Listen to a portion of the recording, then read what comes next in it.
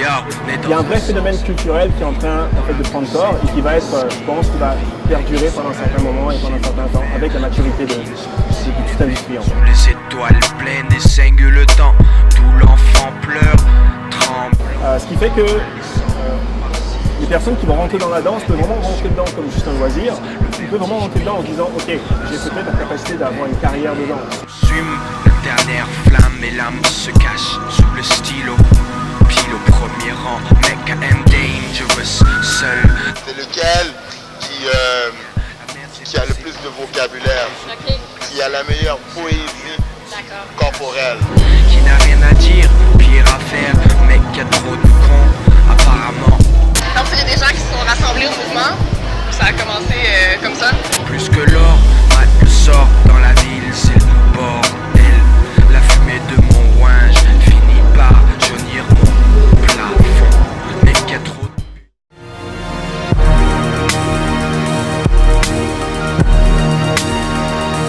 Les adeptes de danse urbaine décident de s'y adonner pour de multiples raisons. Ça permet d'exprimer une rage, des émotions refoulées d'une façon socialement acceptable.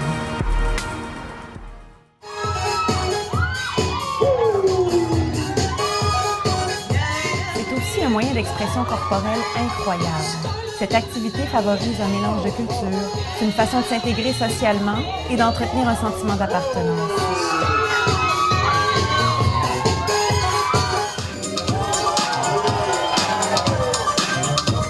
Les danses urbaines permettent le développement de capacités athlétiques comme la coordination, la souplesse, la force et l'équilibre.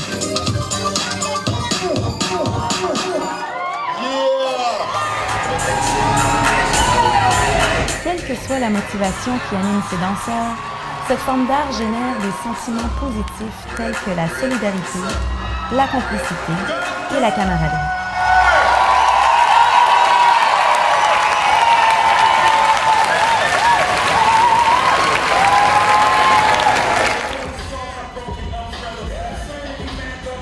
Les danses urbaines ont évolué à l'extérieur des studios, dans des espaces publics. Elles sont de nature sociale et ont un caractère improvisé, ce qui explique le vaste éventail de styles qu'elles englobent. Le hip-hop est un mouvement artistique qui est apparu à New York, dans les ghettos noirs et latinos du South Bronx, au début des années 70. La culture hip-hop est née d'un environnement défavorisé et de tensions sociales, raciales et politiques. Apparaissent alors des alternatives pacifistes aux gangs violents. Des mouvements tels que la Universal Zulu Nation, qui est venu répandre un message d'inclusion, de solidarité et de respect à travers la musique et la danse.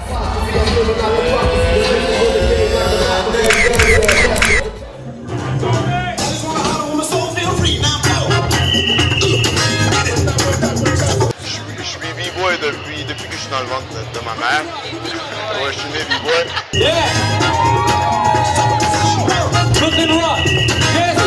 Le breakdancing ou b-boying, une des disciplines du hip-hop, est également apparu dans le New York des années 70.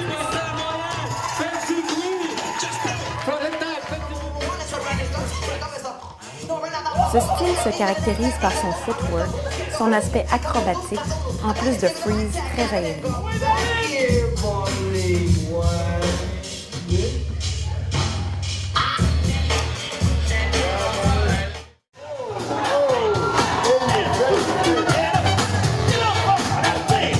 Le locking, c'est une danse qui a été inventée dans les années 70 par des gens à Los Angeles. Puis, en fait, ça vient des quartiers défavorisés, des gens qui voulaient s'en sortir. Puis, en fait, c'est une danse très positive avec beaucoup d'énergie. On essaye d'avoir beaucoup de personnages aussi, donc on va pointer les gens.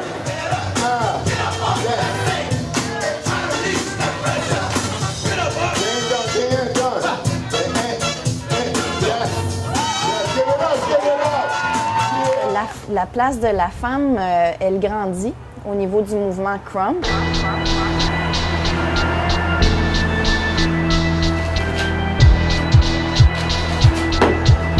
Basically, it's fighting with yourself, with your own ego. It's fighting an imaginary enemy. That's what it is. Les origines, en fait, c'est né sur la côte ouest des États-Unis, en Californie, à Compton plus précisément. Et en fait, les deux fondateurs faisaient partie d'un mouvement qu'on appelle le clowning. C'est un style de danse hip-hop plus agressif, mais avec un côté de divertissement parce qu'ils se promenaient dans les fêtes d'enfants pour les divertir. C'est une danse qui est, oui, agressive dans l'intensité puis dans le type de mouvement qu'on fait, mais l'émotion derrière n'est pas nécessairement de l'agressivité. L'esprit derrière le crump, c'est une danse où il y a beaucoup d'échanges. C'est basé sur le freestyle, donc on freestyle les techniques de crump et quand on danse ensemble, on appelle ça un session. Et c'est à ce moment-là qu'on voit là, justement l'échange d'énergie qu'il y a entre le groupe autour et la personne qui danse.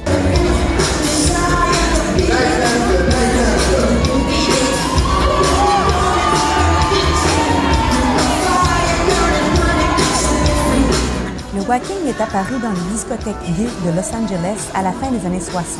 Il est tout droit sorti de l'ère de la musique funk et disco.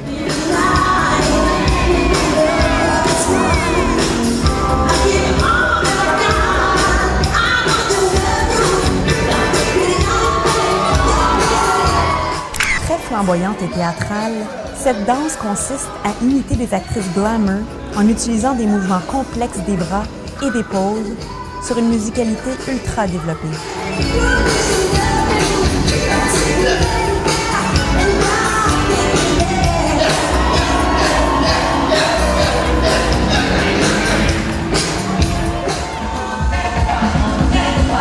Ce qui est très invitant des danses urbaines, c'est que parmi la vaste gamme de ces disciplines, il y a moyen de trouver un style qui correspond à sa personnalité, à ses goûts musicaux et à ses besoins d'expression.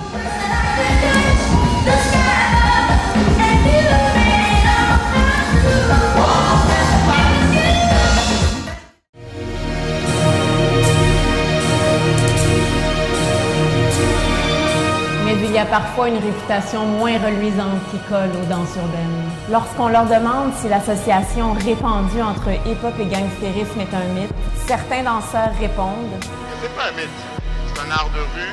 J'ai vécu de l'intimidation à l'école, de l'intimidation raciale. Alors là, mais tu te formes une carapace. Je veux que le monde sache que les danseurs ont une rage, ils ont comme un amour pour leur art, mais ils veulent se défendre avec. Mais heureusement, même si les danses urbaines puisent leurs origines dans les difficultés de la rue, elles ne sont pas restées un phénomène marginal. Elles se sont significativement démocratisées et trouvent par exemple des inconditionnels chez les jeunes des écoles primaires et secondaires.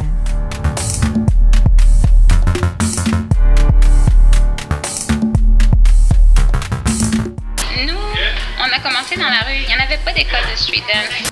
Une façon très bénéfique de se perfectionner est de participer à des ateliers spécialisés offerts à travers le Canada et partout dans le monde par des danseurs et chorégraphes de renommée internationale.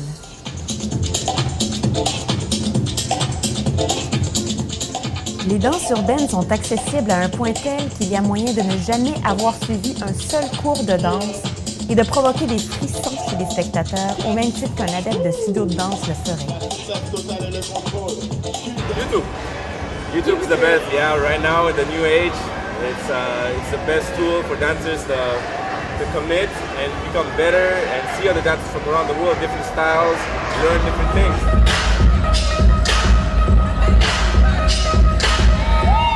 Que vous soyez un fanatique du travail technique ou plutôt un danseur intuitif, les sources d'apprentissage et de progression dans les danses urbaines sont multiples et il y a de la place pour tout le monde.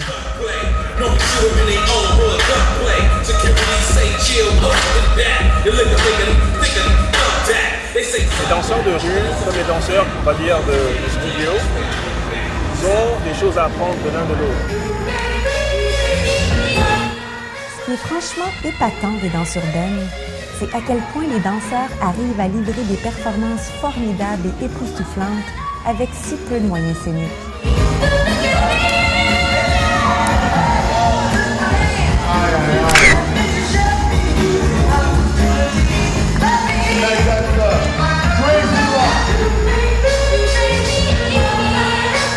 Ce qu'on apprend au niveau de tout ce qui est studio, c'est la technique pure, tu vois, c'est des choses que les danseurs de rue, quelquefois, n'aiment pas beaucoup. C'est ce côté un petit peu très rigide, très compté, très, je dirais presque très cartésien en fait, au niveau de la danse, alors que la danse de rue, c'est vraiment plus une expression de sa personnalité, de ce qu'on ressent. Mais ce qui est intéressant, c'est de marier les deux. Un battle qui regroupe plusieurs styles de danse peut s'étendre sur plusieurs jours.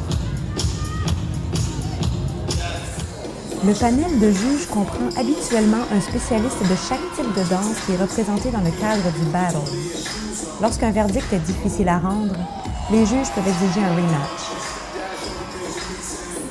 Parmi les critères d'évaluation des juges figurent l'originalité, la musicalité et la rigueur technique.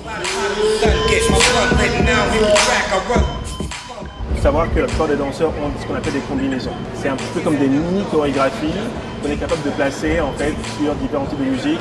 Mais le plus compliqué, et quelquefois c'est là qu'on voit vraiment un danseur qui est excellent et qui est au-dessus des autres, c'est la capacité qu'il aura d'adapter cette combinaison au moment précis, par rapport à la musique précise, et quelquefois d'anticiper ce qui va arriver dans la musique. Vraiment, on recherche ce moment de symbiose avec la musique, avec le public, et puis avec le moment.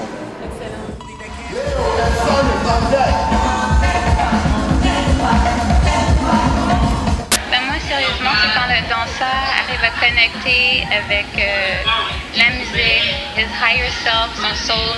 Dès que j'ai un frisson, dès que j'ai des poils qui ressortent et que j'ai envie de pleurer, c'est comme ça me prend la gorge. Je sais que le danseur a fait ce qu'il avait à faire. Au fil des décennies, le mouvement des danses urbaines a indéniablement migré vers le continent européen et dans certains autres pays du monde. Un processus de diversification a donc vu le jour, alors que d'autres groupes ethniques se sont appropriés le hip-hop. Le hip-hop en France, la différence par exemple du hip-hop en Amérique du Nord, il y a beaucoup d'influences d'autres cultures, pas uniquement américaines, mais aussi des cultures africaines, avec aussi des cultures un petit peu du Moyen-Orient. Donc, et ça se voit et ça se retrouve dans les mouvements, ça se retrouve également dans les styles des danseurs français qui sont assez particuliers.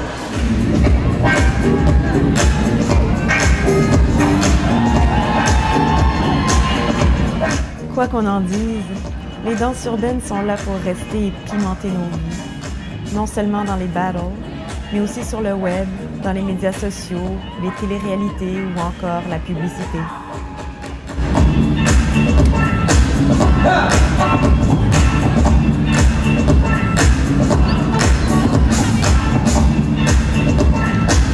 Losing is the best thing that will ever happen to you because you always have something to look forward to.